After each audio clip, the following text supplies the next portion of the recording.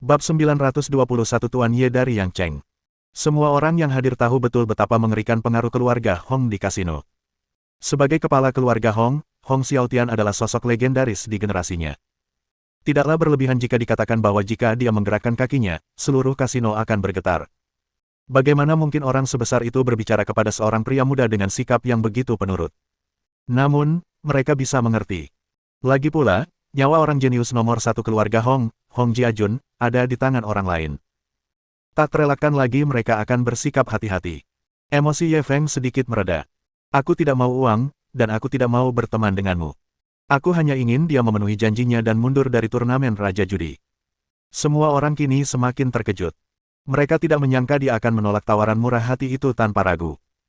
Kompensasi 100 juta dan kesempatan untuk berteman dengan keluarga Hong, berapa banyak orang yang bahkan tidak berani memimpikannya hal ini. Dan dia benar-benar menolaknya, hanya untuk memaksa Hong Jiajun mundur dari kompetisi.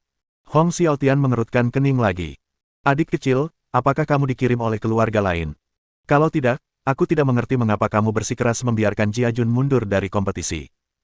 Jika Hong Jiajun mengundurkan diri dari kompetisi, selain menyebabkan kerugian besar bagi keluarga Hong, hal itu tidak akan membawa manfaat apapun bagi pihak lain. Namun, pihak lain sebenarnya tidak menginginkan kompensasi lebih dari 100 juta yuan dan tetap memilih untuk melakukannya. Ia hanya bisa curiga bahwa itu adalah seseorang yang dikirim oleh pesaing lain. Ye Feng mencibir. Kau tak perlu khawatir. Kau hanya perlu menjawab, ya atau tidak. Adik kecil, kamu sudah punya kekuatan untuk mengalahkan Jiajun di usia semuda ini. Kenapa kamu harus mempertaruhkan nyawamu untuk orang lain? Hong Xiaotian masih tidak menjawab langsung. Bagaimana kalau begini? Kalau kamu datang ke keluarga Hongku untuk bekerja, kamu tinggal daftarkan namamu di kasino. Kamu tidak akan dibatasi sama sekali di waktu normal. Aku akan memberimu gaji tahunan. Bagaimana kalau gaji tahunan 20 juta? Begitu dia mengatakan hal itu, semua orang yang hadir terbelalak kaget. Gaji tahunan 20 juta. Ini cuma kue yang sangat besar. Meskipun Hong Xiaotian mengatakan bahwa ia perlu turun tangan ketika kasino dalam bahaya, kasino istana kerajaan didukung oleh keluarga Hong. Siapa yang berani membuat masalah? Dengan kata lain, 20 juta ini pada dasarnya sia-sia. Itu hanya sebuah nama. Bahkan orang-orang senior seperti mereka, yang telah lama terkenal di dunia perjudian, mungkin memiliki gaji tahunan kurang dari 10 juta. Dan pemuda ini bahkan belum memulai debutnya, tetapi dia sudah bisa menerima perlakuan 2 kali lipat dari yang mereka terima. Harus dikatakan bahwa saran Hong Xiaotian terlalu tulus. Namun, ketika Ye Feng mendengar ini, ia tersenyum sinis, gaji tahunan 20 juta dan kau ingin aku jadi anjing. Apa kau tidak terlalu meremehkanku? Dia secara alami mengetahui rencana rubah tua itu. Hanya dengan 20 juta, krisis ini bisa diselesaikan. Hong Jiajun bisa terus berpartisipasi dalam kompetisi, dan di saat yang sama, ia secara tidak langsung akan menyingkirkan calon pesaing. Lagi pula, jika dia memilih untuk setia kepada keluarga Hong dan menjadi anjing bagi keluarga Hong, dia harus mengutamakan kepentingan keluarga. Keluarga Hong pasti tidak akan mengizinkannya berpartisipasi dalam turnamen Raja Judi dan bersaing dengan Hong Jiajun untuk memperebutkan gelar Raja Judi.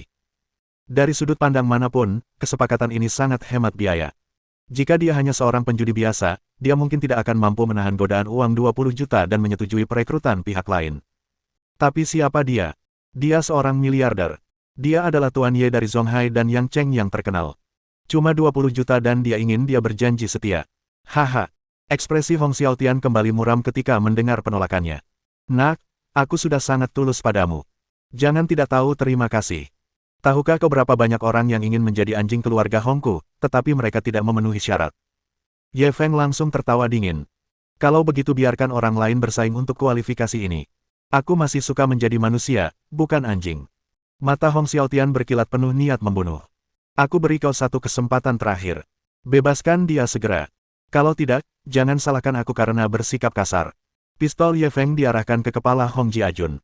Kalau kau punya nyali, coba saja, lihat apa aku berani meledakkan kepalanya. Hong Xiaotian sangat marah. Kalau begitu bunuh dia. Aku jamin kau tidak akan bisa keluar dari kasino istana kerajaan hidup-hidup.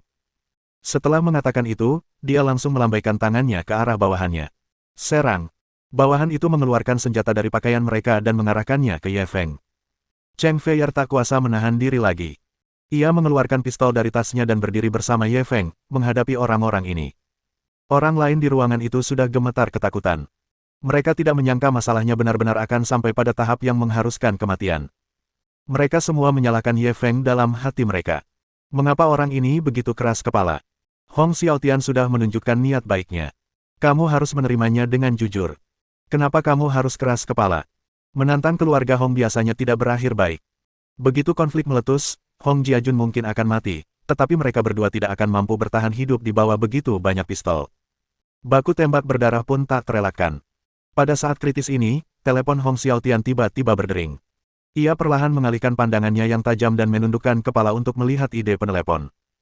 Ekspresinya langsung berubah, dan ia buru-buru mengangkat telepon. Entah apa yang dikatakan pihak lain, ia langsung menoleh ke arah Ye Feng. Matanya awalnya dipenuhi keterkejutan, lalu kebingungan, keterkejutan, ketakutan, dan akhirnya, wajahnya memucat. Semua orang diam-diam memperhatikan perubahan ekspresinya. Dengan pengendalian emosi yang demikian tepat, tidak akan terlalu berlebihan untuk memenangkan penghargaan aktor terbaik, bukan? Pada saat yang sama, semua orang penasaran. Siapa orang di ujung telepon itu? Apa yang mereka katakan kepadanya? Dia benar-benar bisa membuat kepala keluarga Hong, yang menguasai seluruh kasino, mengubah suasana hatinya secara drastis. Setelah Hong Xiaotian menutup telepon, ia menenangkan diri, lalu menangkupkan tangannya ke arah Ye Feng. Jadi, ini Tuan Ye dari Yang Cheng. Maaf. Begitu dia mengatakan hal itu, semua orang yang hadir terkejut. Apa yang sedang terjadi? Tadi, mereka masih berselisih. Kenapa tiba-tiba menghilang seperti asap? Bukankah perubahan arahnya terlalu cepat? Tuan Ye dari Yang Cheng. Apakah itu sangat mengagumkan? Bab-bab 922 ini seperti menginjak hidungmu dan mengambil keuntungan dari wajahmu. Ye Feng juga bingung. Hong Xiaotian pasti telah mengetahui identitas aslinya melalui panggilan telepon tadi. Tapi siapa peneleponnya? Zhao Fulin. Seharusnya tidak. Bukankah dia mengatakan bahwa keluarga Zhao dan keluarga Hong memiliki dendam sebelumnya dan tidak nyaman bagi mereka untuk muncul? Akan tetapi, selain keluarga Zhao, dia benar-benar tidak dapat memikirkan orang lain. Tidak mungkin kakek Zhuang Xiaojiao, kan? Bukankah itu terlalu mengejutkan? Jika itu benar-benar Tuan Tua Zhuang, Hong Xiaotian mungkin harus berlutut dan berbicara kepadanya sekarang. Namun, tidak ada waktu untuk memikirkannya sekarang. Ia lega karena krisis telah teratasi untuk sementara. Lagi pula, dengan begitu banyak senjata yang diarahkan kepadanya, akan sulit baginya untuk pergi tanpa cedera bahkan jika dia memiliki seni bela diri yang tak tertandingi. Sekalipun dia bisa keluar sendiri, Cheng Fei pasti akan mati. Akan lebih baik jika mereka dapat mencapai tujuan mereka tanpa pertumpahan darah. Tak ada lagi amarah di wajah Hong Xiaotian. Malahan, ada sedikit raut sanjungan di wajahnya. Tuan Ye, ini benar-benar seperti banjir yang melanda kuil Raja Naga. Kalau aku tahu itu Anda, mana mungkin aku berani menantang Anda. Sambil berbicara, ia menoleh ke arah bawahannya dan berteriak, singkirkan senjata kalian. Apa yang belum pernah dilihat Tuan Ye sebelumnya? Siapa yang ingin kalian takuti dengan tongkat api bodoh ini? Semua orang langsung terdiam. Sepertinya dialah yang memberi perintah untuk menyerang tadi, kan? Tetapi ini juga mengejutkan semua orang, mereka menjadi semakin penasaran tentang identitas Ye Feng. Siapakah pemuda ini? Mungkinkah dia benar-benar membuat Hong Xiaotian begitu takut? Helen menatap Ye Feng dengan kekaguman yang tak terselubung. Seorang pria yang mampu memaksa kepala keluarga Hong menundukkan kepalanya adalah sosok kuat yang layak dikaguminya. Dibandingkan dengan dia, Hong Jiajun bahkan tidak layak membawa sepatunya. Hong Jiajun tak lagi sombong. Ia bagaikan anjing mati yang tak berdaya menghadapi belas kasihan orang lain. Bahkan kepala keluarga Hong pun hormat padanya, jadi bagaimana mungkin dia masih berani bersikap sombong. Ye Feng tak mau repot-repot menyanderanya lagi. Ia melempar revolvernya ke meja dan berbalik menatap Hong Xiaotian. Karena kau sudah tahu identitasku, dan juga tahu hubunganku dengan orang itu, bukankah seharusnya kau menghormati taruhannya? Meskipun dia tidak tahu siapa orang itu, hal itu tidak menghentikannya menggunakan bendera tersebut sebagai kulit harimau. Hong Xiaotian ragu sejenak sebelum melambaikan tangannya untuk mempersilakan yang lain. Meskipun Helen dan para penjudi senior lainnya ingin terus menonton acara itu, mereka tidak berani menentang keinginannya. Mereka tidak punya pilihan selain mengikuti sekelompok pria itu keluar dari kotak. Sekelompok penjudi di luar melihat pemandangan ini dengan bingung. Ketika mereka melihat Hong Xiaotian bergegas datang bersama anak buahnya tadi, mereka tahu bahwa masalah ini pasti akan meledak. Bahkan mungkin akan terjadi pertempuran berdarah. Hal ini membuat mereka sangat gembira. Mereka mengira akan bisa menyaksikan pertunjukan besar. Akan tetapi, ketika mereka melihat sekelompok orang ini keluar dan tampaknya tidak terjadi apa-apa, mereka pun merasa bingung. Mereka semua mengelilinginya, ingin mendapatkan beberapa informasi. Senyum polos tersungging di wajah Helen yang menawan. Kau sungguh ingin tahu. Meskipun ia tersenyum, semua orang merasakan hawa dingin menjalar di tulang punggung mereka. Seolah-olah mereka sedang ditatap oleh lidah berbisa, dan mereka begitu ketakutan hingga tak berani bertanya lagi. Pada saat ini, hanya Ye Feng, Cheng Feier, Hong Xiaotian, dan Hong Jiajun yang tersisa di ruangan itu. Jika ada sesuatu yang ingin kau katakan, katakanlah. Ye Feng dengan santai menarik kursi dan duduk, Cheng Feier segera menuangkannya segelas anggur merah. Hong Xiaotian menatapnya sejenak. Memaksa keluarga Hong kita mundur dari turnamen Raja Judi seharusnya bukan niat Tuan Ye yang sebenarnya, kan? Kurasa kau adalah tarian pedang Xiang Zuang, dan niatmu adalah Liu Bang, kan? Ye Feng meliriknya dengan acuh tak acuh. Kenapa kau berkata begitu? Hong Xiaotian juga menarik kursi dan duduk di hadapannya. Keluarga Hong kami tidak memiliki permusuhan dengan Tuan Ye, baik dulu maupun sekarang. Bahkan jika Anda memaksa kami mundur dari kompetisi, Anda tidak akan mendapatkan apa-apa. Anda hanya akan punya satu musuh lagi. Ye Feng tersenyum sinis. Kau pikir aku peduli? Hong Jiajun melihat dia begitu meremehkan keluarga Hong dan hendak membalas. Tetapi Hong Xiaotian melotot padanya, menyuruhnya diam, namun dia terus tersenyum pada Ye Feng. Tentu saja, dengan kekuatan Tuan Ye, tentu saja dia tidak peduli dengan keluarga Hong biasa. Tapi kau tidak akan datang menghajar kami tanpa alasan. Kau pasti punya motif lain, kan? Jika kau butuh sesuatu dari keluarga Hong, jangan ragu untuk bertanya. Selama di kota judi, tidak ada yang tidak bisa dilakukan keluarga Hong. Kata-katanya menunjukkan rasa hormatnya kepada Ye Feng dan juga menunjukkan kekuatan keluarga Hong. Dia tidak merendahkan atau mendominasi. Ye Feng tak mau bertele-tele. Ia langsung ke intinya. Aku ingin menangkap seseorang saat turnamen Raja Judi. Kuharap keluarga Hong bisa menutup mata dan tidak merusak rencanaku. Mendengar ini, Hong Xiaotian langsung tampak gelisah. Masalah ini tidak mudah ditangani. Kamu juga harus tahu bahwa turnamen Raja Judi diselenggarakan oleh keluarga Hong kita. Kalau terjadi apa-apa selama kompetisi, kita pasti tidak akan bisa lolos. Ye Feng tak kuasa menahan cibiran. Kalau tidak sulit, kenapa aku harus buang-buang waktu mencarimu? Hong Xiaotian sedikit mengernyit. Bisakah kau menunggu sampai kompetisi selesai? Dengan begitu, dampaknya akan jauh lebih kecil. Aku tidak bisa. Ye Feng segera menggelengkan kepalanya, sikapnya sangat tegas. Berdasarkan temperamen Hong Xiaotian di masa lalu, jika seseorang berani berbicara kepadanya seperti ini, dia mungkin akan langsung bersikap bermusuhan. Akan tetapi, dia tidak berani kehilangan kesabarannya di hadapan Tuan Ye, yang memiliki latar belakang yang kuat. Setelah mempertimbangkan untung ruginya, ia akhirnya menggertakkan gigi. Baiklah, aku setuju. Kau boleh bertindak selama kompetisi. Kalau terjadi apa-apa, keluarga Hong kita yang akan bertanggung jawab. Mendengar ini, Hong Jiajun langsung cemas. Paman kedua, kalau kita benar-benar melakukan ini, kita pasti akan jadi sasaran kritik publik dan dikepung oleh semua orang di kompetisi ini. Hong Xiaotian mengangkat tangannya untuk menyela. Tidak perlu bicara lagi. Aku sudah memutuskan. Tuan Ye adalah tamu, jadi mari kita anggap ini sebagai hadiah besar untuknya. Ye Feng langsung tersenyum. Karena ini hadiah besar, Tuan Hong harus menjadi orang baik sampai akhir, kirim Buddha ke barat. Kirimkan saya salinan informasi peserta kompetisi. Hong Xiaotian tercengang. Ini seperti menginjak hidung seseorang. Ini sungguh tak terpuaskan. Ini seperti ular menelan gajah. Namun apakah dia punya hak untuk menolak? Tidak. Pada akhirnya, Hong Xiaotian menyetujui semua permintaan Ye Feng, tetapi karena informasi para peserta sangat rahasia, dia membutuhkan waktu untuk menyelesaikannya. Ye Feng tentu saja tidak mendesaknya terlalu keras. Ia mengungkapkan pengertiannya dan pergi. Hong Xiaotian buru-buru berdiri untuk mengantarnya pergi. Ketika mereka melihat mereka berdua berjalan keluar dari ruang pribadi berdampingan, tampak seperti sedang bersenang-senang, orang-orang di luar sedikit tercengang. Helen dan para penjudi senior lainnya sangat tercengang. Mereka tahu betul apa yang baru saja terjadi di ruang pribadi itu. Mereka sudah terhunus belati dan bersiap bertarung sampai mati. Baru sebentar saja. Bagaimana mereka berdua bisa begitu akrab?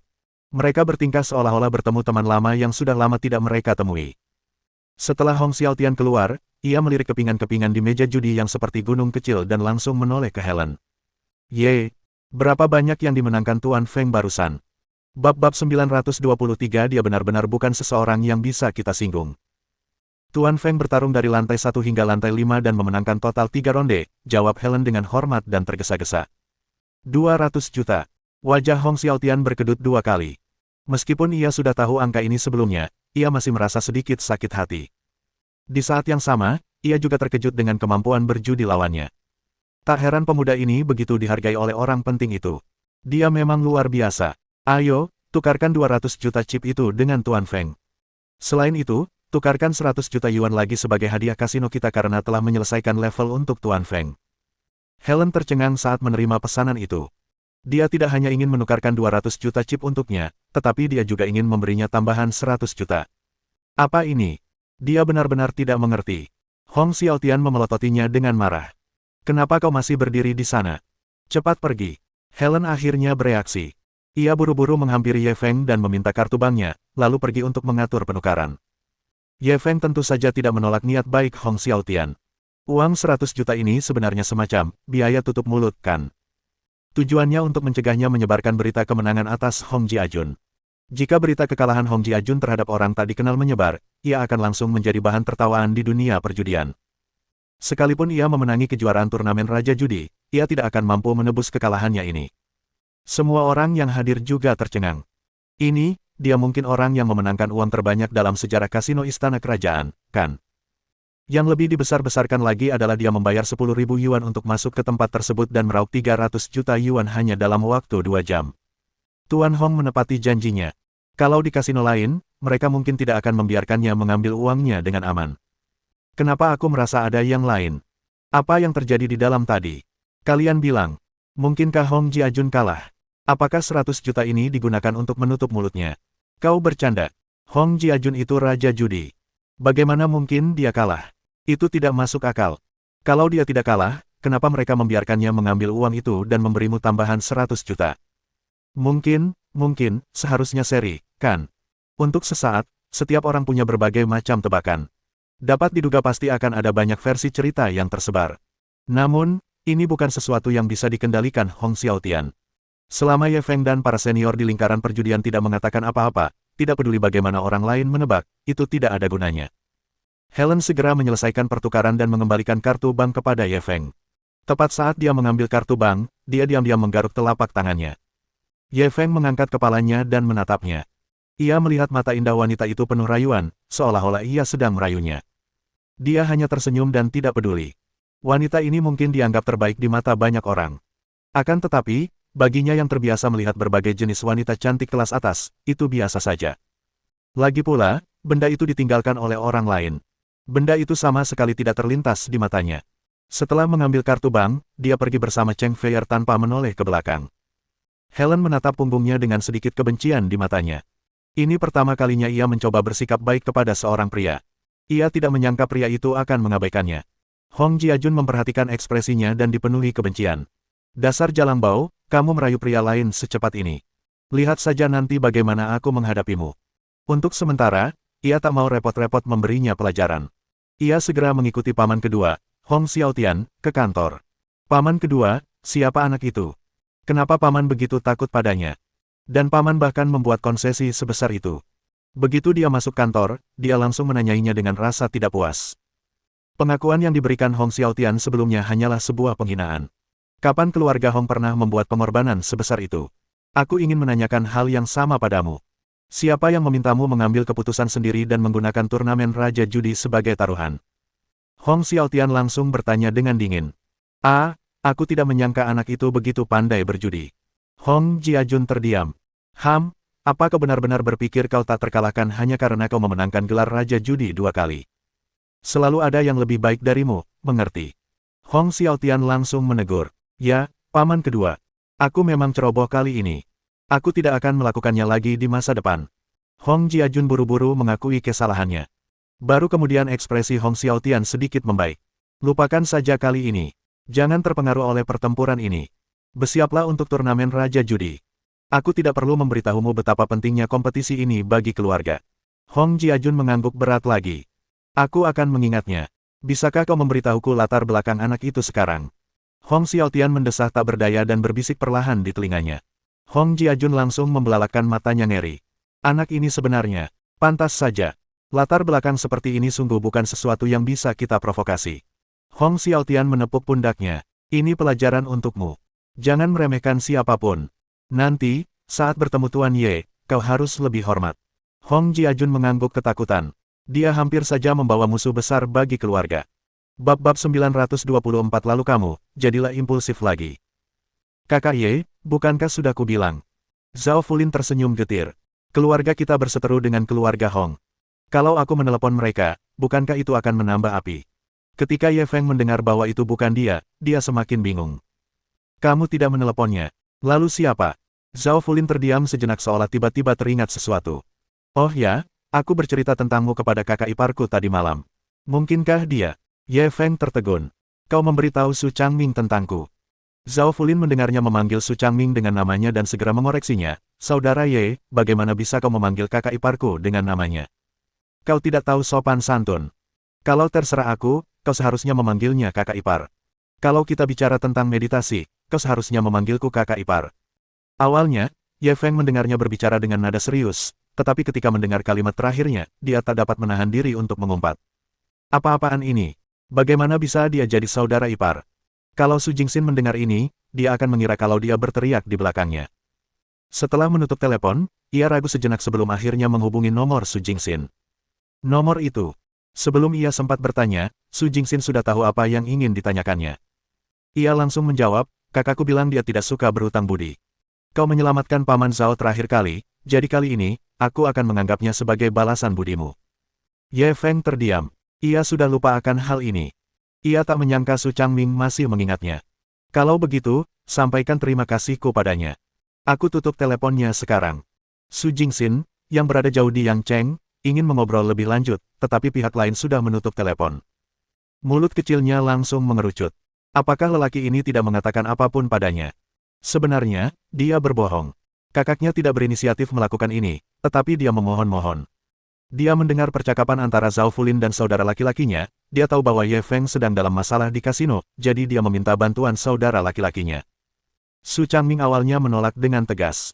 Lagi pula, situasi di kasino itu istimewa, dan dia benar-benar tidak ingin berurusan dengan mereka. Namun, ia tak kuasa menahan godaan dan omelan sang adik. Akhirnya, ia tetap menelepon. Dengan usia dan status Su Changming saat ini, kemungkinan besar ia akan menjadi tokoh sentral di masa mendatang, jadi keluarga Hong tentu saja tidak berani mengabaikannya. Meskipun Ye Feng tidak banyak bicara dengannya, dari nadanya, ia tahu masalahnya telah teratasi. Ia pun bahagia. Sambil bersenandung, dia berlari ke halaman untuk merawat bunga dan tanaman. Cheng Feier menunggu Ye Feng menyelesaikan panggilannya sebelum datang dan bertanya, siapa yang menelepon Hong Xiaotian tadi? Adegan tadi terlalu menegangkan. Bisa meledak kapan saja. Jika panggilan itu datang beberapa menit kemudian, konsekuensinya tidak terbayangkan. Karena itu, dia sangat penasaran sekarang. Siapakah yang menelepon? Mereka benar-benar punya pengaruh besar di kasino. Jelas sekali betapa pentingnya mereka. Ye Feng tersenyum misterius. Aku tidak akan memberitahumu. Meskipun Su Changming menelepon Hong Xiaotian bukanlah masalah besar, tidak ada alasan untuk memberitahu tim keamanan. Cek, lupakan saja. Cepat atau lambat aku akan tahu. Cheng Feier melihatnya sengaja mengaburkan sesuatu dan langsung memutar matanya. Aku sarankan kamu jangan bertanya sembarangan, atau itu akan sangat berbahaya, kata Ye Feng langsung dengan niat jahat. Ada apa? Apa kau masih ingin membungkamku? Cheng Feier memelototinya.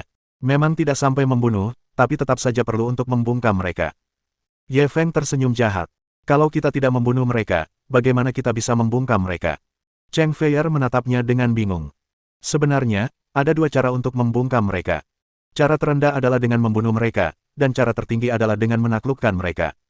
Bukan hanya tubuh fisik, tetapi juga jiwa. Ye Feng menatapnya saat dia mendekatinya selangkah demi selangkah. Cheng Feier terus mundur hingga tubuhnya bersandar di mobil. Tidak ada jalan untuk mundur. Ia malu dan marah. Aku benci kelakuanmu yang sembrono. Kau, sebaiknya kau menunjukkan rasa hormat. Ye Feng mengangkat dagunya dengan jarinya. Tadi di ruang privat, kamu bahkan berinisiatif memelukku. Apa kamu tidak menikmatinya saat itu? Saat dia berbicara, tatapannya mulai menyapu seluruh tubuhnya. Hari ini ia mengenakan gaun sutra merah, memamerkan lekuk tubuhnya yang indah. Dua kaki rampingnya menjulur keluar dari balik rok, indah dan lurus. Ditambah dengan sepasang sepatu hak tinggi berwarna merah, terlihat sangat menggoda.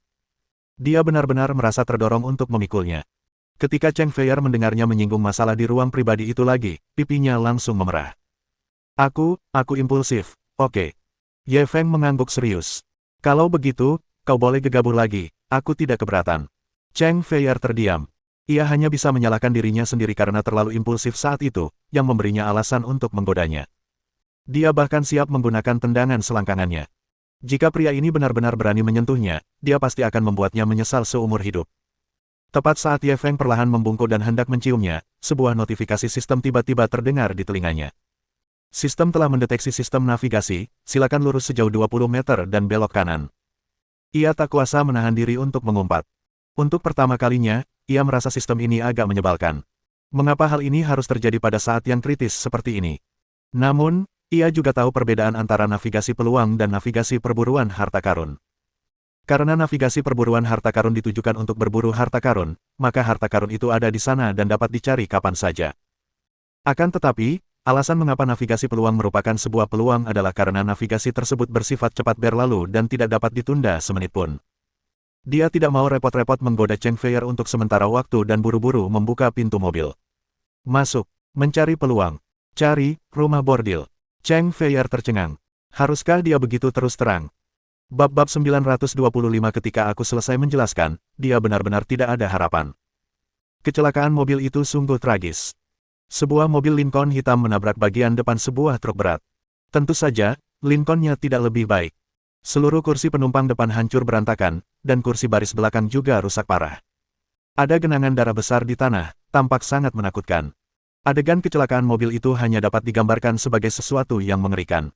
Ada banyak polisi lalu lintas dan staf medis di tempat kejadian, menjaga ketertiban dan merawat yang terluka. Ye Feng dan Cheng Feier memarkir mobil di pinggir jalan dan keluar dari mobil. Apa yang kau lakukan di sini? Cheng Feier melihat pemandangan tragis ini dan menatap Ye Feng dengan bingung. Tentu saja untuk menyelamatkan orang, Ye Feng mengamati pemandangan itu dan menjawab dengan santai. Apakah kamu sebaik itu? Cheng Feier meragukan motifnya. Kamerat Cheng Feier, aku harus mengkritikmu untuk ini. Kau tidak bisa membawa prasangkamu terhadapku ke tempat kerja. Aku selalu mengorbankan diriku untuk menyelamatkan orang lain. Bagaimana mungkin aku acuh tak acuh terhadap tragedi seperti ini? Ye Feng menegurnya dengan benar. Cheng Feier terdiam. Orang ini berakting lagi. Namun, ia kini berada di posisi moral yang tinggi. Tentu saja, apapun yang ia katakan akan dilakukan. Ia tak berani berkata apa-apa lagi, takut dicap berdarah dingin dan tak berperasaan. Mereka berdua segera tiba di ruang medis dan melihat seorang pria tua terbaring di atas tandu. Matanya terpejam rapat dan wajahnya pucat. Tidak diketahui apakah ia masih hidup atau sudah meninggal. Beberapa dokter dan petugas polisi lalu lintas masih bekerja sama untuk menyeret pengemudi Lincoln keluar. Namun, Ye Feng hanya meliriknya dan tahu bahwa pengemudi itu tidak ada harapan. Bagian bawah tubuhnya hampir terputus. Bahkan jika dewa datang, mereka tidak akan bisa menyelamatkannya. Tepat saat dia hendak berjalan untuk memeriksa lelaki tua itu, seorang dokter yang terbungkus rapat tiba-tiba memarahi, "Berhenti, apa yang kamu lakukan?" Ye Feng berbalik dan meliriknya. "Coba kulihat apakah orang tua ini masih bisa diselamatkan." Dokter itu mengamatinya. "Apakah Anda seorang dokter?" Wajah Ye Feng tidak memerah. "Ya." Baru kemudian raut wajah dokter sedikit rileks. "Luka orang tua ini sangat serius." Napasnya terhenti. "Kami sudah berusaha sekuat tenaga untuk menyelamatkannya, tetapi kami tidak berhasil." Ye Feng melirik lelaki tua itu lagi. "Bolehkah aku melihatnya? Aku mahasiswa kedokteran. Biasanya aku tidak punya kesempatan untuk mengamati jenazah dari dekat."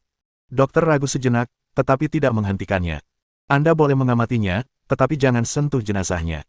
Kalau tidak, Anda tidak akan bisa menjelaskannya kepada keluarga." Ye Feng segera mengucapkan terima kasih padanya, lalu berbalik dan berjalan mendekat. Cheng Feier mengikutinya dari belakang dan tak kuasa menahan diri untuk mengumpat dalam hati. Pria ini begitu mudah berbohong. Mahasiswa kedokteran macam apa dia? Ye Feng berjalan di depan lelaki tua itu, lalu membuka matanya untuk melihat. Pupil matanya sudah melebar. Ia lalu mengamati situasi. Ada banyak luka di tubuh lelaki tua itu, namun luka fatal berasal dari pecahan kaca di perut bagian bawahnya. Dia tidak tahu seberapa dalam genangan darah itu, tetapi pakaian dan celananya seluruhnya berlumuran darah merah. Genangan darah besar di tanah kemungkinan besar adalah darahnya. Dia pasti kehilangan terlalu banyak darah. Saat ambulans tiba, semuanya sudah terlambat. Namun, ketika ia merasakan denyut nadi lelaki tua itu, ia terkejut. Ternyata ada denyut nadi. Berkat energi dalamnya yang dalam, ia dapat mendeteksi denyut nadi kecil yang tidak dapat dideteksi oleh dokter biasa. "Cepat, ambilkan perban hemostatik," teriaknya cepat kepada dokter di sampingnya. "Dia sudah meninggal. Apa gunanya perban hemostatik?" Mendengar permintaannya, dokter langsung mengerutkan bibir dan tidak langsung mengambil perban. "Siapa yang bilang dia sudah mati? Kalau kau menunda lagi, dia akan mati." Ye Feng langsung membalas. "Hehe, kamu kan mahasiswa kedokteran yang belum lulus. Apa kamu meragukan profesionalisme kami? Aku sudah berbaik hati membiarkanmu menontonnya dari dekat, dan kamu masih pamer. Cepat pergi. Dokter itu bertindak seolah-olah baru saja mendengar lelucon terbesar di dunia. Mereka sudah berulang kali mencoba menyelamatkan lelaki tua itu, tetapi lelaki tua itu kehilangan terlalu banyak darah dan tidak dapat diselamatkan lagi. Sekarang, seorang mahasiswa kedokteran benar-benar datang untuk memberitahunya bahwa dia masih hidup. Lelucon macam apa ini? Ye Feng melihat bahwa dia masih acuh tak acuh, dia marah, apa kau tuli? Sudah kubilang ambil perbannya. Raungannya yang marah langsung mengejutkan semua orang yang hadir. Mereka semua menatap dengan linglung, tidak tahu apa yang telah terjadi. Bahkan sang dokter pun gemetar ketakutan dan bahkan mundur 2 langkah. Namun, ia bereaksi cepat. Ia tampak agak terlalu pengecut dan hendak membalas. Pada saat ini, seorang pria berjas putih berjalan cepat. Ouyang, apa yang terjadi? Dokter itu buru-buru menjawab dengan hormat, Direktur Su, mahasiswa kedokteran ini bilang orang tua ini belum meninggal. Dia meminta saya untuk memasang perban hemostatik. Tidakkah menurutmu itu konyol? Orang tua ini jelas sudah meninggal. Kami sudah memeriksanya. Direktur Su menoleh ke arah Ye Feng. Pak, halo, saya Su Kaiwen dari rumah sakit Queen Mary. Kenapa Anda bilang orang tua ini masih hidup? Apa Anda punya bukti? Ye Feng menatapnya dengan dingin. Setelah aku menjelaskannya, dia akan benar-benar putus asa. Su Kaiwen menatapnya sejenak, lalu berbalik dan mengangguk ke arah dokter bermarga Ouyang. Ambilkan perban hemostatik untuknya. Cepat pergi. Ouyang memasuki ambulans dengan enggan, dan tak lama kemudian, ia keluar membawa kotak P3K. Ia menyerahkannya kepada Ye Feng dengan sedih. Kau tahu cara menggunakannya. Seorang mahasiswa kedokteran. Dia jelas masih sedikit dendam terhadap Ye Feng, dia tidak lupa mengejeknya. Ye Feng tidak keberatan. Cara terbaik untuk menamparkan wajahnya bukanlah dengan kata-kata, melainkan dengan fakta. Lagi pula, tujuannya adalah menyelesaikan navigasi takdir. Bagi seorang dokter kecil, tak ada gunanya menamparkan wajahnya. Beberapa dokter yang baru saja menyelesaikan pekerjaannya bergegas menghampiri. Mereka ingin melihat bagaimana mahasiswa kedokteran ini dapat menghidupkan kembali seseorang. Ye Feng membuka kotak P3K. Selain perban hemostatik, terdapat juga alkohol, pisau bedah, forsep, jahitan, dan peralatan medis lainnya. Ia pertama-tama mengambil lingsi kering dan memasukkannya ke dalam mulut lelaki tua itu. Kemudian, ia mengambil beberapa jarum perak dan menusukkannya ke beberapa titik akupuntur di ginjal lelaki tua itu untuk memastikan sisa vitalitasnya tidak hilang. Setelah melakukan semua itu, dia menundukkan kepalanya untuk memeriksa luka di perut lelaki tua itu. Pecahan kaca itu langsung menusuk perutnya, tampak sangat mengerikan. Setelah memeriksa kondisi lukanya, tiba-tiba dia merasakan sakit kepala. Melihat situasinya, ia harus segera melakukan operasi. Karena penyakit Zhuang Xiaojiao, ia telah berlatih keterampilan bedahnya dan merasa sudah cukup baik. Namun, ia masih ragu apakah ia bisa melakukannya pada tubuh manusia. Karena orang tua ini mampu duduk di kursi Lincoln, identitasnya pasti tidak sederhana. Masalah ini semula tidak ada hubungannya dengan dia, tetapi begitu dia terlibat, dia tidak akan bisa lepas dari tanggung jawab. Tidak apa-apa kalau dia bisa menyelamatkannya, tetapi kalau tidak, dia mungkin akan mendapat masalah. Namun, bagaimanapun juga, ini adalah misi yang diberikan oleh sistem. Dia tidak punya ruang untuk tawar-menawar. Bab 926 melihatnya melakukan operasi adalah sebuah kesenangan. Ye Feng sedang memikirkan di mana harus memulai. Dokter Ouyang, yang berdiri di sampingnya, mulai tidak sabar. Cepat dan lakukan. Bukankah tadi kau yang mendesakku? Kenapa kau malah berlama-lama? Mungkinkah kau belum pernah melihat darah sebelumnya dan takut? Dia baru saja dimarahi oleh mahasiswa kedokteran cilik itu dengan nada seperti itu, dan dia masih marah, dan sengaja menggunakan kata-kata untuk menyinggung Ye Feng. Cheng Feier, yang berdiri di samping, sedikit tidak senang dan ingin membalas, tetapi dihentikan oleh Ye Feng. Dia tidak punya waktu untuk peduli dengan Chu Nipyu seperti itu. Dia mengambil alkohol dan kapas pembersih, lalu mulai membersihkan lukanya. Akan tetapi, ini adalah pertama kalinya dia melakukan hal ini, jadi tekniknya tampak agak berkarat. Dr. Ouyang tentu saja tidak akan melewatkan kesempatan ini untuk bersikap sarkastis. Bukankah sekolahmu mengajarkanmu cara membersihkan luka? Dengan kemampuan seperti ini, beraninya kau keluar dan mempermalukan diri sendiri. Ye Feng meliriknya dengan dingin. Kalau kau pikir itu memalukan, minggir saja. Aku tidak memintamu untuk melihat. Ketika Dr. Ouyang mendengar bahwa dia benar-benar berani mengumpat, dia langsung murka dan ingin membalas. Saat itu, Direktur Su tiba-tiba memarahinya, Dr. Ouyang, Anda sekarang mewakili rumah sakit Queen Mary. Perhatikan citra Anda. Dr. Ouyang langsung berhenti, lalu mendengus pada Ye Feng. Kau benar-benar berpikir kau ahli. Apa kami masih harus memohon padamu untuk melakukan operasi? Hehe, siapa peduli. Setelah berkata demikian, dia berbalik dan berjalan pergi. Pada saat yang sama, dua dokter juga pergi. Mereka merasa membuang-buang waktu untuk tinggal di sini. Lebih baik mereka pergi ke pinggir untuk merokok dan bermain-main dengan bola mereka. Ye Feng tidak ambil pusing. Setelah membersihkan lukanya, ia mengambil gelas itu dan mengeluarkannya. Su Kaiwen terkejut dan buru-buru meraih lengannya. Kalau ditarik seperti ini, kemungkinan besar akan menyebabkan kerusakan sekunder. Ye Feng menoleh ke lelaki tua itu. Menurutmu, apakah ada perbedaan antara kerusakan sekunder atau tersier? Su Kaiwen langsung tersenyum pahit. Ia hampir lupa bahwa mereka sudah menyatakan orang tua itu meninggal. Mereka hanya berusaha sebaik mungkin sekarang. Siapa yang peduli? Setelah memikirkan hal ini, dia langsung melepaskannya. Ye Feng langsung menarik pecahan kaca itu keluar. Darah mengucur deras dari perut lelaki tua itu. Selanjutnya, Su Kaiwen melihat pemandangan yang tak terlupakan. Ye Feng mengeluarkan beberapa jarum perak dan menusuk lukanya beberapa kali. Secara ajaib, pendarahannya berhenti. Mata Su Kaiwen langsung melebar. Bukankah ini terlalu ajaib? Pengobatan tradisional Tiongkok telah menurun di daratan Tiongkok.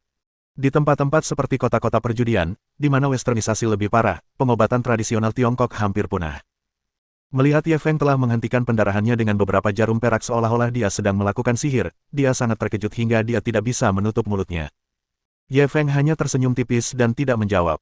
Ia mengeluarkan pisau bedah dari kotak P3K. Akibat keterlambatan tersebut, luka pria tua itu sudah menunjukkan tanda-tanda pembekuan darah larut dan membusuk. Ia harus menjalani debridemen dan pengangkatan terlebih dahulu. Ia memiliki prestasi tinggi dalam seni bela diri, sehingga tangannya sangat stabil, seperti lengan robot, tanpa gemetar. Selain pelatihan pada tikus putih beberapa hari yang lalu, teknik pemotongannya sangat bersih dan rapi. Dalam beberapa gerakan, daging busuk pun terbuang.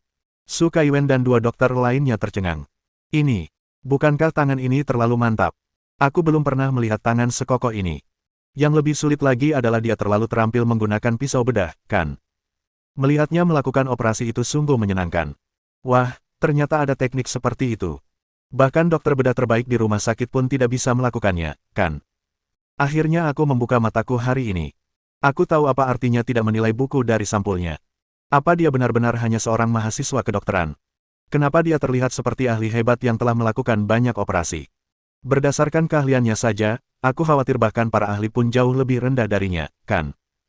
Beberapa di antara mereka berbisik-bisik satu sama lain, seolah-olah mereka takut kalau Dr. Ouyang dan yang lainnya yang sedang merokok akan mendengarnya. Terjadi persaingan antar dokter muda. Ini adalah kesempatan belajar sekali seumur hidup. Jika berkurang satu orang yang melihatnya, berkurang pula satu peserta yang akan muncul. Kalau mereka mau menyalahkan seseorang, mereka hanya bisa menyalahkan diri sendiri karena memandang rendah orang lain dan kehilangan kesempatan untuk mengamati operasi ahli dari jarak dekat. Setidaknya dalam hal teknik pedang, Ye Feng sudah menjadi master di mata mereka.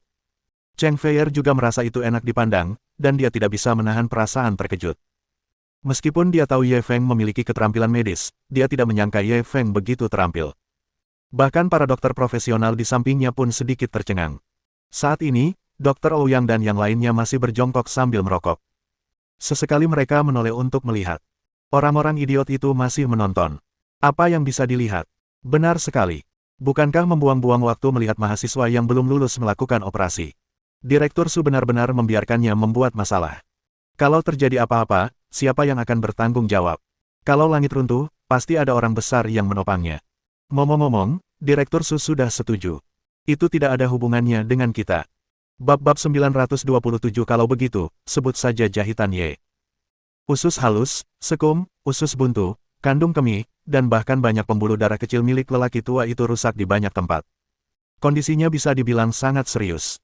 Sekalipun rumah sakit memiliki peralatan lengkap, cedera semacam ini memerlukan setidaknya beberapa dokter untuk bekerja sama. Sebagai direktur Departemen Gawat Darurat, Su Kaiwen merasa kulit kepalanya mati rasa. Namun, ekspresi Ye Feng tidak berubah. Ia pertama-tama menggunakan benang caprone 8-0 gelombang 11-0 dan mulai menjahit pembuluh darah kecil. Sangat sulit untuk menjahit pembuluh darah sekecil itu. Biasanya, dibutuhkan banyak bantuan mekanis, tetapi jelas bahwa ia tidak memiliki kondisi tersebut saat ini. Tetapi yang membuat Su Kaiwen dan yang lainnya ketakutan adalah Ye Feng benar-benar berhasil menjahit pembuluh darah dengan akurat dan mulai menjahit. Kecepatannya sangat tinggi, dan jarum serta benang di tangannya bagaikan pedang panjang di tangan seorang seniman bela diri, menyilaukan mereka. Sebelum mereka dapat melihat dengan jelas, pembuluh darah telah dijahit. Meskipun mereka sangat terkejut, mereka tak berani teralihkan sedetik pun. Mata mereka terpaku pada gerakannya. Tak lama kemudian, Ye Feng selesai menjahit pembuluh darah dan mulai menjahit bagian lainnya. Semakin Su Kaiwen dan yang lainnya melihat, semakin lebar mata mereka terbelalak. Ye Feng tahu bahwa di lingkungan yang keras seperti itu, lukanya akan mudah terinfeksi, jadi ia bergerak semakin cepat. Pada akhirnya, mata mereka tak mampu mengimbangi kecepatannya. Namun, yang membuat mereka merasa tak masuk akal adalah meskipun pihak lain terbang cepat, setiap jarumnya akurat. Lebih jauh lagi, dengan premis memperhitungkan kecepatan dan akurasi, sebenarnya ia dapat memperhitungkan keindahan. Luka yang dijahitnya bagaikan sebuah karya seni. Jika tidak diperhatikan dengan saksama, bekas jahitannya pun tak akan terlihat sama sekali. Ketika Su Kaiwen melihat ini, dia merasa makin malu. Saat melakukan operasi, dokter bedah pasti mengutamakan nyawa dan keselamatan pasien. Mereka tidak peduli dengan estetika, sehingga luka yang dijahit biasanya sangat buruk rupa. Namun hari ini, dia akhirnya mengerti apa artinya memiliki keterampilan yang luar biasa. Menyaksikan Ye Feng melakukan operasi sungguh merupakan suatu kenikmatan, seperti mengagumi lukisan cat minyak, mendengarkan konser, atau menonton film.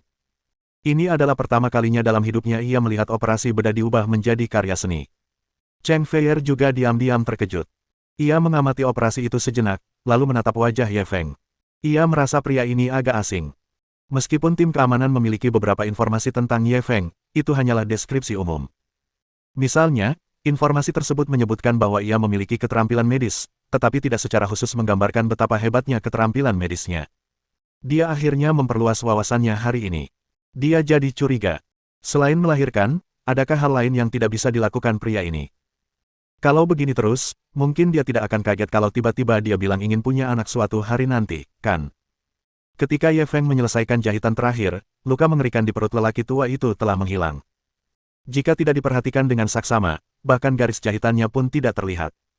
Guru, apa nama teknik menjahitmu? Kenapa aku belum pernah melihatnya sebelumnya? Su Kaiwen menatap Ye Feng dengan ekspresi tulus, seolah-olah dia sedang menyembah dewa. Beberapa dokter muda di sampingnya tercengang. Kaiwen Su adalah direktur departemen gawat darurat rumah sakit mereka, namun dia memanggil seorang pria muda yang lebih muda dari mereka, guru. Akan tetapi, mereka hanya sedikit terkejut dan tidak merasa ada yang salah dengan hal itu. Ada tata cara tertentu dalam mempelajari Tao, dan mereka yang memahaminya adalah guru. Berdasarkan keterampilannya dalam pembersihan, sayatan, dan penjahitan, dia pasti layak disebut seorang guru. Ketika Ye Feng mendengar kata-kata Su Kaiwen, dia tertegun, aku belum memikirkan nama. Ini hanyalah metode yang ia ciptakan saat berlatih menjahit. Ia hanya merasa bahwa menjahit seperti ini akan memastikan luka sembuh dengan baik dan sekaligus memberikan estetika tertentu. Adapun sisanya, dia benar-benar tidak memikirkannya dengan matang. Mendengar jawabannya, Su Kaiwen langsung tercengang. Maksudmu, apakah kamu sendiri yang menciptakan teknik menjahit ini? Ye Feng mengangguk bingung. Ya, ada masalah. Su Kaiwen dan yang lainnya langsung saling berpandangan, melihat keterkejutan di mata masing-masing. Dalam dunia bedah, terdapat banyak jenis jahitan yang ditujukan untuk berbagai operasi.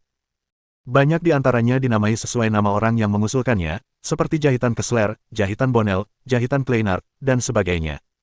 Nama-nama orang ini akan dicatat dalam riwayat medis bersama dengan keterampilan menjahit mereka. Tetapi saat ini teknik penjahitan bedah sudah sangat lengkap, dan sangat sulit untuk menciptakan teknik penjahitan baru. Mereka tidak menyangka pemuda di hadapannya mampu menciptakan teknik menjahitnya sendiri.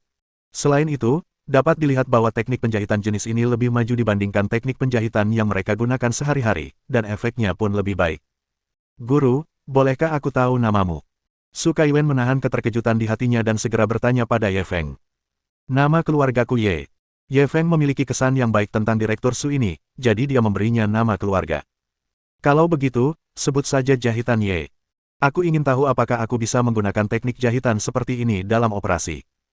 Tentu saja, jika kau tidak setuju, aku tidak akan menggunakannya tanpa izin. Su Kaiwen dengan hati-hati mengamati ekspresi Ye Feng. Ye Feng tertegun. Kamu sudah mempelajarinya. Su Kaiwen tertawa meremehkan diri sendiri. Teknik menjahitmu sangat canggih. Aku hanya ingat gambaran kasarnya.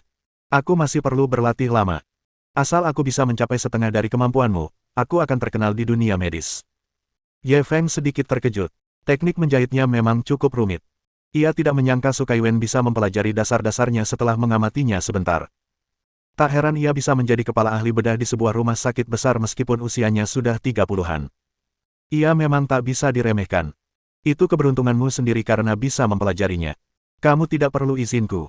Tentu saja, ia tidak akan terlalu kalkulatif soal teknik penjahitan. Jika Su Kaiwen benar-benar bisa mempelajarinya dan menggunakannya dalam operasi, ia akan dianggap telah melakukan sesuatu yang berjasa. Su Kaiwen sangat gembira. Ia langsung membungkuk hormat kepada Ye Feng. Terima kasih, Guru, atas bantuanmu. Ye Feng tidak menyadari bahwa keputusannya yang tampaknya tidak penting ini telah memberikan bidang medis seorang ahli bedah baru. Bertahun-tahun kemudian, teknik jahitan Ye akan dikenal di seluruh bidang medis di tangannya. Tentu saja, ini semua di masa depan. Bab-bab 928 konsekuensi meremehkan orang lain. Operasinya belum selesai. Meskipun ia telah selesai mengobati luka lelaki tua itu, hal itu hanya mencegah lukanya bertambah parah. Jika ia ingin lelaki tua itu hidup kembali, ia perlu menggunakan 18 jarum pemulih jiwa dari keterampilan medis kantong hijau. Dia sudah sangat akrab dengan teknik akupuntur ini. Dia telah menggunakan teknik akupuntur ini untuk menyelamatkan Tuan Tua Luo dan Tuan Tua Zhao. Ditambah lagi dengan dukungan Ling Zikring, khasiatnya pun semakin terasa. Su Kaiwen dan yang lainnya memperhatikannya menggunakan jarum dengan linglung, semuanya bingung. Mungkinkah beberapa jarum suntik bisa menghidupkan kembali orang tua ini? Lelucon macam apa ini? Mereka selalu menerima pengobatan barat dan agak bias terhadap pengobatan Tiongkok. Segala sesuatu yang tidak dapat dijelaskan oleh sains adalah ajaran sesat. Jika mereka tidak menyaksikan keterampilan bedah Ye Feng yang luar biasa, mereka akan curiga bahwa orang ini adalah seorang penipu. Ye Feng tidak menjelaskan kepada mereka. Setelah menusukkan ke-18 jarum perak ke titik akupuntur lelaki tua itu, ia menggunakan tangannya untuk membantu lelaki tua itu membuka meridiannya yang tersumbat, sehingga qi dan darahnya mengalir lebih lancar. Setelah melakukan semua ini, ia sudah melakukan apa yang ia bisa. Sisanya akan bergantung pada apakah hidup lelaki tua itu cukup berat. Pada saat ini, Dr. Ouyang dan dua orang lainnya kebetulan berjalan kembali. Yo, kamu belum selesai. Kamu bisa atau tidak? Kalau kamu tidak bisa, jangan mempermalukan diri sendiri, Dr. Ouyang mengejek sambil menatap pria tua itu. Dia pertama kali melihat tubuh bagian atas lelaki tua itu dipenuhi jarum perak dan langsung tertawa terbahak-bahak. Hahaha, mana mungkin? Apa kau berencana menggunakan jarum-jarum ini untuk menghidupkan kembali orang mati? Dua orang lainnya tak kuasa menahan tawa. Tentu saja, mereka menahan diri dan tidak mengejeknya. Su Kaiwen sangat menghormati Ye Feng sekarang, ketika dia mendengar ejekan Dr. Ouyang, ekspresinya menjadi gelap. Dr. Ouyang, harap perhatikan kata-katamu. Dr. Ouyang menatapnya dengan sedih. Direktur Su, dia main-main, dan kau juga main-main. Jangan bilang kau juga percaya dia bisa menghidupkan kembali orang mati hanya dengan beberapa jarum perak. Su Kaiwen langsung tercengang. Meskipun dia sangat ingin mempercayai Ye Feng, dia tidak bisa mengatakannya dengan lantang. Lagi pula, ini sungguh tak masuk akal. Sebagai seorang dokter, wajar saja ia tak bisa bicara tanpa berpikir. Dr. Ouyang melihat bahwa dia terdiam dan ekspresinya menjadi semakin arogan. Hahaha, anak ini baru saja berteriak. Kupikir dia punya kemampuan. Jadi dia penipu. Su Kaiwen merasa perlu membela Ye Feng. Meskipun Tuan Ye, tapi keterampilan bedahnya luar biasa, dan saya malu dengan kekurangan saya. Ketika Dr. Ouyang mendengar ini, dia mengalihkan pandangannya ke perut lelaki tua itu. Ekspresi menghina di wajahnya membeku, dan dia menggosok matanya karena tidak percaya. Sial, apa aku salah lihat? Bukankah tadi ada luka besar di sini? Di mana lukanya? Bukan hanya dia, dua orang lainnya juga membelalakan mata mereka dan segera naik. Setelah pengamatan yang cermat, mereka akhirnya melihat luka itu dengan jelas. Wah, jahitan ini bagus sekali, iya. Sempurna sekali. Jika aku tidak tahu sebelumnya kalau ada luka di sini, aku mungkin tidak akan menyadarinya. Teknik menjahit macam apa ini? Kenapa aku belum pernah melihatnya sebelumnya? Direktur Su, apakah Anda yakin luka ini sekecil ini? Apakah pria ini yang menjahitnya? Ketiganya menatap Su Kaiwen dengan tak percaya, seolah-olah mereka telah melihat hantu. Kali ini, tanpa menunggu jawaban Su Kaiwen, yang lain semua berbicara dengan puas. Tentu saja Tuan Ye. Kita semua melihatnya dengan mata kepala sendiri. Benar sekali. Kami benar-benar takjub. Saya tidak menyangka ada teknik penjahitan secanggih ini. Ini teknik jahitan Ye yang diciptakan sendiri oleh Tuan Ye. Cukup untuk dicatat dalam rekam medis. Kami sangat beruntung bisa menyaksikan teknik menjahit Pak Ye dari dekat. Saya merasa sangat terbantu. Benar sekali. Setelah menyaksikan proses penjahitan Pak Ye, hasilnya bahkan lebih efektif daripada mempelajarinya di sekolah selama setahun. Mereka yang tidak melihatnya benar-benar menderita kerugian besar. Tidak diketahui apakah orang-orang ini benar-benar mempelajari sesuatu atau sengaja membuat mereka bertiga marah. Apa yang mereka katakan agak dilebih-lebihkan. Dr. Ouyang dan dua lainnya merasa seperti tersambar petir. Mereka menatap Ye Feng dengan linglung. Kita benar-benar melewatkan kesempatan langka seperti itu. Aku juga tidak menyangka. Ini, Tuan Ye ternyata sangat kuat. Kukira dia hanya iseng-iseng saja. Sudah selesai. Mereka semua sudah melihat teknik menjahit Tuan Ye. Mereka pasti sudah belajar banyak. Apa yang harus kita lakukan? Aku juga tidak tahu. Mereka semua adalah dokter muda yang baru lulus beberapa tahun lalu. Mereka biasanya bersaing satu sama lain, dan tidak ada yang mau ketinggalan. Namun, setelah kejadian hari ini, mereka kemungkinan besar akan tertinggal jauh oleh orang-orang ini. Beberapa di antara mereka memukul dada dan menghentakkan kaki karena kebencian, tetapi tidak ada yang dapat mereka lakukan. Tuan Ye tidak mungkin memotong lukanya dan menjahitnya lagi, kan? Jika mereka melewatkannya, ya sudahlah. Waktu tak mungkin diputar kembali. Ini adalah hasil dari memandang rendah orang lain. Ini semua salahmu.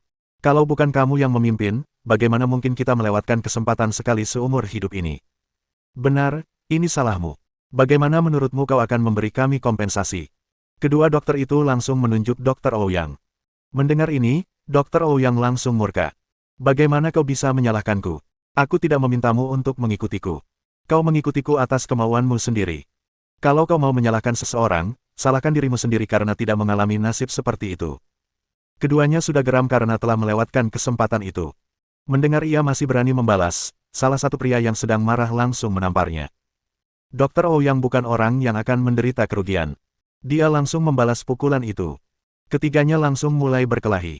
Su Kaiwen dan yang lainnya bergegas maju untuk membujuk mereka, tetapi mereka bertiga terkunci dalam perkelahian dan tidak dapat dipisahkan untuk sementara waktu.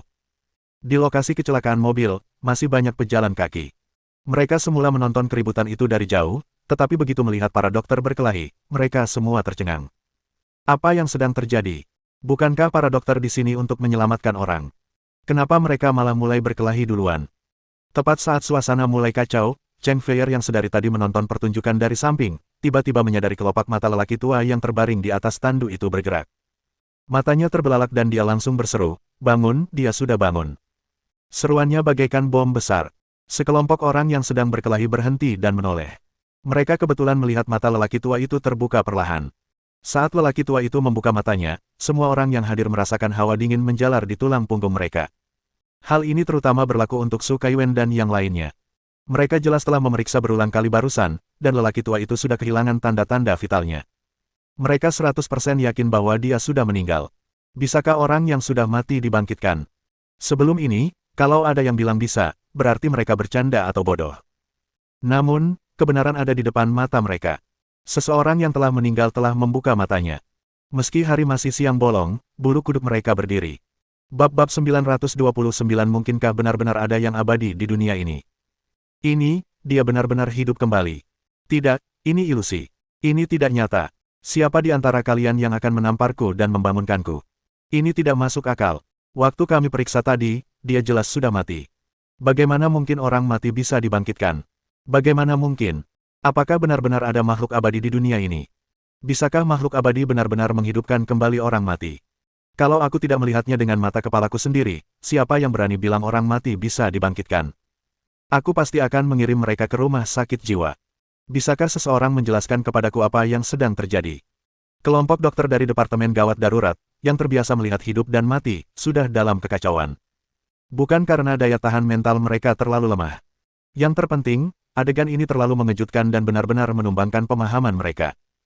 Su Kaiwen adalah orang pertama yang tersadar kembali, menatap kosong ke arah pemuda ajaib itu.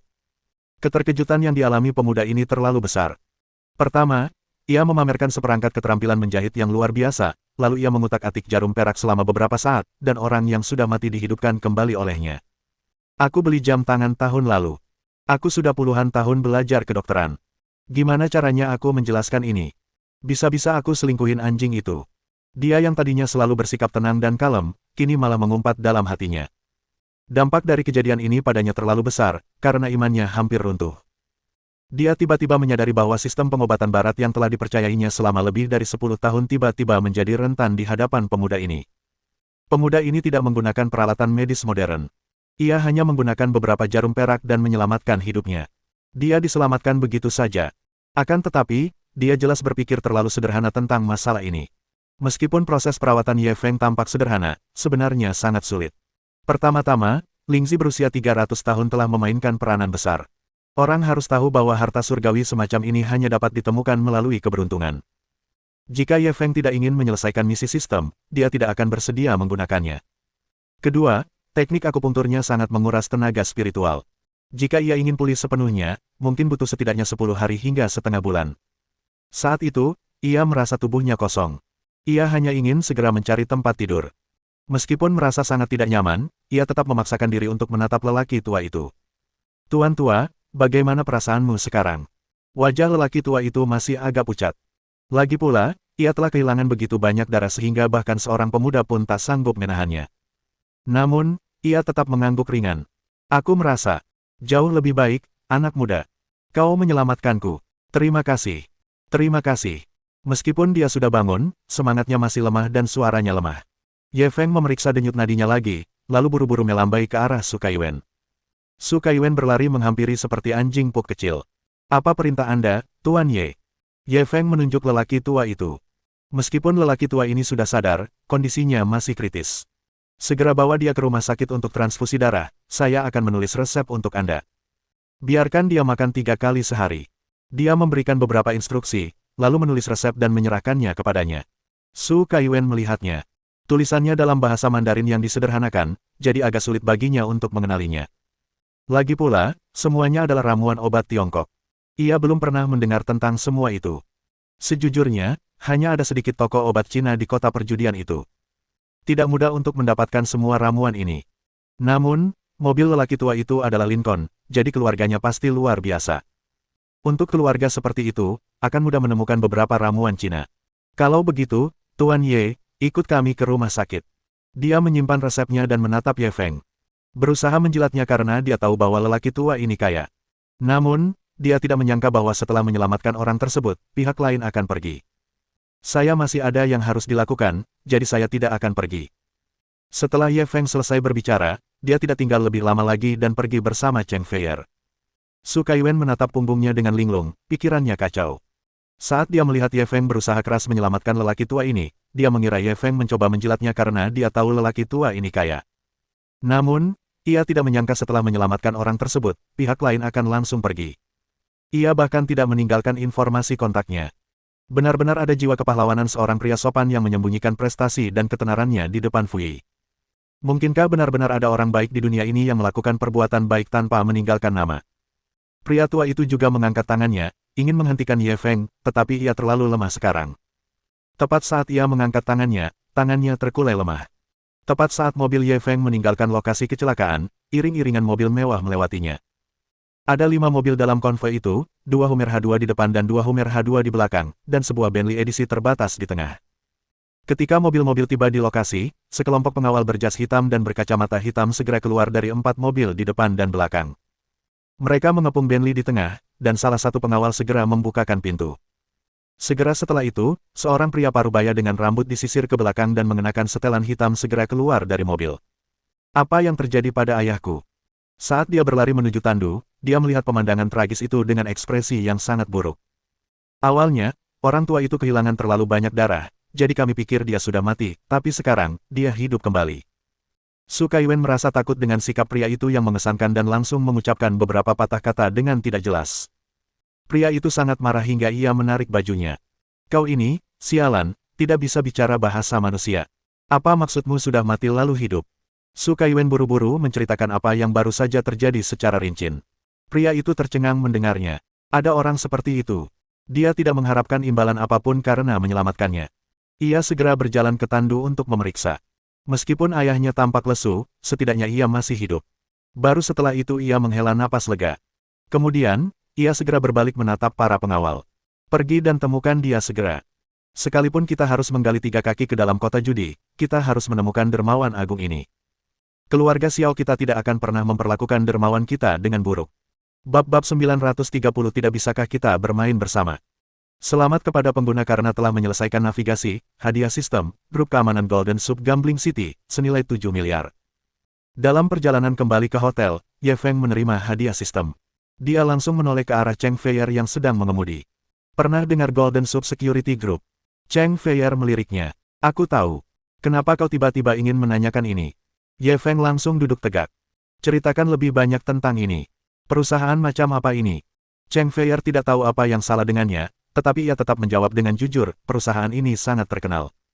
Perusahaan ini dianggap sebagai perusahaan keamanan nomor satu di kota perjudian. Semua anggota perusahaan ini adalah pensiunan pasukan khusus dari berbagai negara, jadi kekuatan mereka tentu saja tidak perlu diragukan lagi. Banyak orang kaya di kasino menyewa pengawal dari Golden Sub Security Group. Dia menjelaskan seolah-olah dia tahu segalanya. Semakin Ye Feng mendengarkan, semakin terkejut dia. Dia tidak menyangka kelompok keamanan sub emas ini begitu kuat. Sepertinya dia benar-benar menemukan harta karun. Kau belum memberitahuku. Kenapa kau bertanya tentang Golden Sub Security Group? Mungkinkah kau takut keluarga Hong akan membungkammu dan berencana mencari beberapa pengawal untuk melindungimu? Cheng Feier tertawa setelah selesai berbicara. Dengan kekuatannya, apakah dia perlu menyewa pengawal? Kalau dia benar-benar dalam bahaya, apakah pengawalnya akan melindunginya atau dia sendiri yang akan melindungi pengawalnya? Aku ingin membelinya, kata Ye Feng dengan acuh tak acuh. Pekik.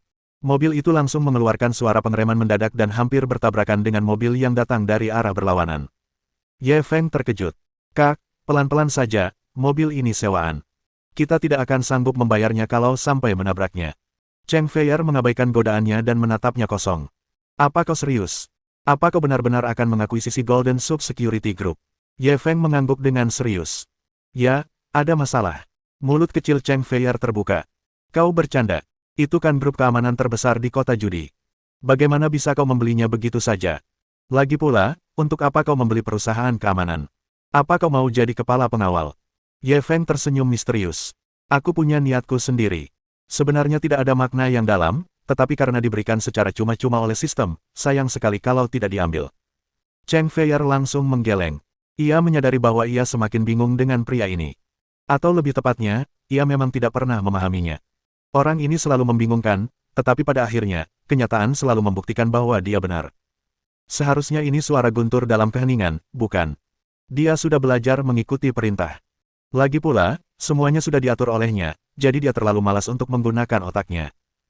Karena Ye Feng telah menghabiskan terlalu banyak energi mentalnya, setelah kembali ke hotel, dia tertidur di tempat tidurnya. Dia tidur selama lebih dari 20 jam hingga pukul 8 pagi berikutnya. Kamu benar-benar pemalas. Kamu jago banget tidur, ya. Cheng Feier sudah selesai mencuci piring. Ketika melihat suaminya sudah bangun, ia langsung menertawakannya. Ye Feng perlahan bangkit. Semangatnya jauh lebih baik daripada kemarin sore, tetapi kondisinya belum pulih sepenuhnya. Kepalanya masih sedikit pusing. Sepertinya ia harus mengurangi penggunaan keterampilan medisnya di masa depan. Kalau tidak, ia akan kelelahan setelah menyelamatkan orang lain. Dia tidak cukup mulia untuk mengorbankan dirinya demi orang lain. Cheng Feier menunggunya selesai mencuci piring sebelum bertanya, apa yang akan kita lakukan hari ini? Ye Feng memikirkannya. Saudara Zhao pernah berkata sebelumnya, jika kita ingin bergerak di turnamen Raja Judi, selain berurusan dengan keluarga Hong, kita juga harus berurusan dengan keluarga Xiao. Cheng Feier sudah terbiasa menjadi fas dan langsung melontarkan pertanyaan sulit kepadanya. Apa rencanamu? Ye Feng memelototinya dengan marah. Jangan hanya menunjukku, apa kau tidak bisa menggunakan otakmu? Cheng Feier menggelengkan kepalanya. Aku sudah bergerak, tapi pikiranku kosong. Aku masih harus mengandalkanmu. Dia telah berganti pakaian menjadi gaun hitam dan sepasang sepatu hak tinggi hitam. Kakinya yang panjang tampak lebih indah dan lebih transparan di balik kontras pakaian hitamnya. Rencanaku adalah menggunakan perangkap madu. Kau pergi ke pintu rumah keluarga Xiao dan jagalah. Saat kepala keluarga mereka keluar, kau akan menerkamnya. Pergi ke neraka. Sebelum dia bisa menyelesaikan rencananya, sebuah bantal dilemparkan ke arahnya. Ye Feng dengan mudah menangkap bantal itu. Ia hanya terkekeh dan tidak membalas. Tentu saja, dia hanya bercanda. Dia tidak akan membiarkan Cheng Feier menggunakan jebakan kecantikannya. Bahkan jika dia ingin menggunakannya, itu hanya bisa digunakan padanya saja. Ia menundukkan kepala dan berpikir sejenak, lalu mengeluarkan ponselnya dan menelepon Gao Hu. Panggilan itu langsung diangkat, dan kemudian suara Gao Hu yang menyanjung terdengar dari ujung sana. Tuan Ye, apa perintah Anda? Apakah kamu kenal seseorang dari keluarga Xiao di kota perjudian? Menurut Zhao Fulin, keluarga Xiao lebih terlibat dalam bisnis gelap. Ini sangat mirip dengan geng Cheoxin. Mereka mungkin bisa memanfaatkan Gao Hu untuk masuk. Namun, setelah Gao Hu mendengar ini, ia langsung berkata dengan malu, Tuan Ye, saya khawatir saya tidak bisa membantu Anda. Kami berkonflik dengan keluarga Xiao karena urusan bisnis, dan 2 orang meninggal. Keluarga Xiao mungkin sangat membenci kami. Ye Feng terdiam saat mendengar apa yang dikatakannya. Zhao Fulin pernah mengatakan hal yang sama sebelumnya, dan sekarang Gao Hu juga mengatakan hal yang sama. Jika dia tidak mempercayai kedua orang ini, dia pasti akan curiga bahwa mereka bekerja sama untuk menipunya. Mengapa keduanya memiliki hubungan yang buruk dengan keluarga Hong dan Xiao? Namun, setelah dipikir-pikir lagi, hal itu tampak dapat dimengerti. Lagi pula, Guangdong Selatan dan kasino itu terlalu dekat. Seperti kata pepatah, satu gunung tak bisa menampung dua harimau. Kedua belah pihak pasti akan berkonflik dalam banyak bisnis. Karena jalan Gao Hu tidak berhasil, tampaknya ia harus meminta bantuan keluarga Hong. Lagi pula, keluarga Hong dan keluarga Xiao sama-sama merupakan salah satu keluarga papan atas di kota judi, jadi kedua belah pihak pasti bisa bicara. Namun, ketika ia menelepon Hong Xiaotian, pihak lain tak kuasa menahan senyum getir. Tuan Ye, hubungan keluarga Hong dan keluarga Xiao di permukaan memang tidak baik. Jika saya mengenalkan Anda kepada mereka, mereka mungkin berpikir saya sedang merencanakan sesuatu yang jahat. Ketika Ye Feng mendengar ini, dia sakit kepala. Orang-orang ini tak punya kegiatan sehari-hari, dan yang mereka tahu hanyalah merencanakan sesuatu. Tidak bisakah mereka bermain bersama dengan bahagia? Tepat saat dia hendak menutup telepon, Hong Xiaotian tiba-tiba mengingatkannya. Setahu saya, kepala keluarga Xiao, Xiao Changqing, saat ini berada di rumah sakit Queen Mary. Anda seharusnya bisa menemuinya jika Anda pergi sekarang. Mata Ye Feng berbinar. Rumah sakit Queen Mary. Mohon dukungan dari omom ante-ante sekalian, buat subscribe atau sharekan novel Mimin ke Facebook kalian, agar channel Mimin bisa terus berkembang. Dengan begitu, Mimin bisa lebih semangat untuk up novel seru lain ke depannya. Buat teman-teman yang sudah subscribe dan sharekan novel Mimin, Mimin ucapkan terima kasih sebanyak-banyaknya.